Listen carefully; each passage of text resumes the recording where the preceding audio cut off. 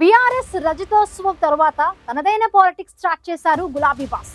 నియోజకవర్గ ఇన్ఛార్జీలు సిట్టింగ్ల ఓటమిపై ఓ క్లారిటీకి వచ్చేశారు. వీక్గా ఉన్న నియోజకవర్గాలపై దృష్టి సారించిన బీఆర్ఎస్ అధినేత పార్టీ బలోపేతంపై దృష్టి సారించారు. ఉమ్మడి నిజామాబాద్ జిల్లాపై ఫోకస్ పెట్టారు.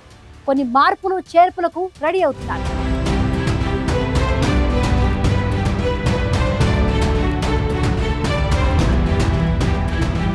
అధికారం కోల్పోయి ఏడాదిన్నర అవుతోంది. కొత్త ప్రభుత్వాన్ని కొంత సమయం ఇద్దామనుకున్న కేసీఆర్ పార్టీ 25 ఏళ్ల ఫంక్షన్ తర్వాత తనదైన పొలిటికల్ స్ట్రాటజీతో ముందుకెళ్తున్నారు.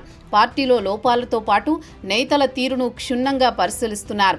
నియోజకవర్గ ఇన్ఛార్జీల వ్యవహార శైలి, సిట్టింగ్ల ఓటమి, అత్యంత దారుణంగా 3వ స్థానానికి పరిమితమైన అభ్యర్థులపై బీఆర్ఎస్ అధినేత ఇదివరకే పూర్తి సమాచారం సేకరించారు. ఇక రజతోత్సవ వేడుకకు ముందు కూడా ఆయా నియోజకవర్గాల నేతల పనితీరుపై ఆయన ఓ అంచనాకొచ్చినట్టు చెబుతున్నారు. ఈ క్రమంలో బలహీనంగా ఉన్న నియోజకవర్గాలపై దృష్టి సారించిన గులాబీ బాస్ ఇప్పటి నుంచి అక్కడ పార్టీని పటిష్టపరచడంపై ప్రత్యేక దృష్టి సారించారు. ఇందులో భాగంగానే ఉమ్మడి నిజామాబాద్ జిల్లాపై ఫోకస్ పెట్టారు. అసెంబ్లీ ఎన్నికల తర్వాత కొందరు పార్టీ మారడం, కొందరు ఇన్ఛార్జీలు నియోజకవర్గానికి చుట్టపు చూపుగా మారడం లాంటి వాటిపై కేసీఆర్తో పాటు కేటీఆర్ దృష్టి పెట్టారు. రజతోత్సవ సభ పూర్తిగా కేటీఆర్ కనుసన్నల్లో జరిగింది. దీంతో అన్ని నియోజకవర్గాలపై పార్టీ వర్కింగ్ ప్రెసిడెంట్కి మరింత పట్టు చిక్కింది. దీంతో పార్టీలో ఇక మార్పులు చేర్పులు మొదలయ్యే అవకాశం కనిపిస్తోంది. సంస్థాగతంగా పార్టీని బలోపేతం చేసే అధినేత సూచనలతో కేటీఆర్ కూడా కసరత్తు చేస్తున్నట్టు సమాచారం. ఇందులో భాగంగానే నిజామాబాద్ ఉమ్మడి జిల్లాలో మార్పులకు శ్రీకారం చుట్టింది బీఆర్ఎస్ నాయకత్వం.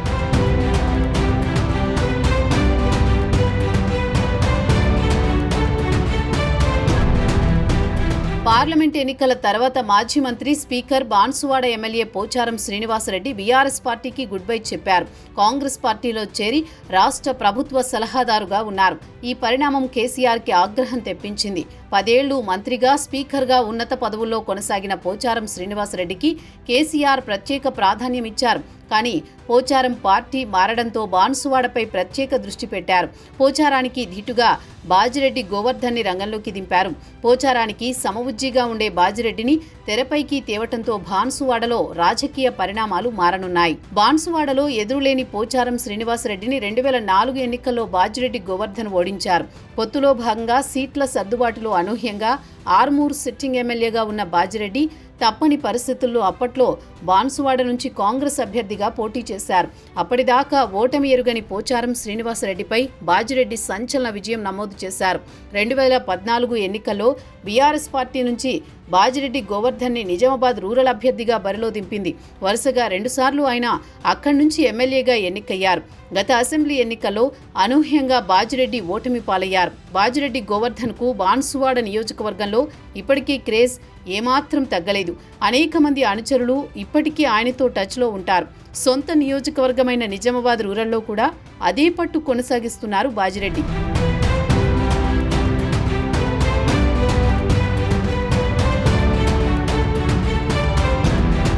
బాజిరెడ్డి గోవర్ధన్ని బాన్సువాడలో దింపి పోచారం ఆధిపత్యానికి గండి కొట్టారని ఆలోచనతో ఉన్నారట బీఆర్ఎస్ అధినేత కేసీఆర్. రజతోత్సవ వేడుకల సందర్భంగా బాన్సువాడ బాధ్యతలను బాజిరెడ్డికి అప్పగించారు.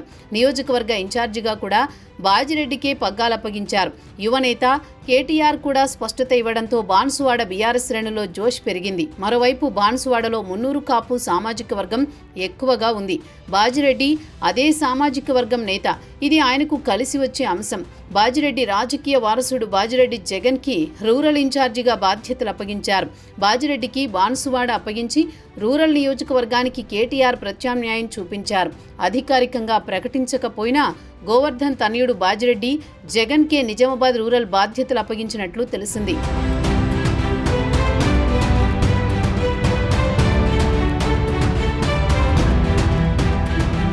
తండ్రికి తగ్గ వారసుడిగా రాజకీయాల్లో ఇప్పటికే గుర్తింపు తెచ్చుకున్న బాజిరెడ్డి జగన్కు మంచి అవకాశం దక్కింది.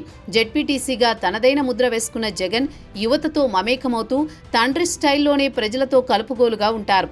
ప్రతి ఎన్నికల్లో తండ్రి ప్రచార బాధ్యతలను జగన్ భుజాన వేసుకుంటున్నారు. దీంతో బాజిరెడ్డి వారసుడికి నిజామాబాద్ రూరల్పై పూర్తి పట్టు ఉంది.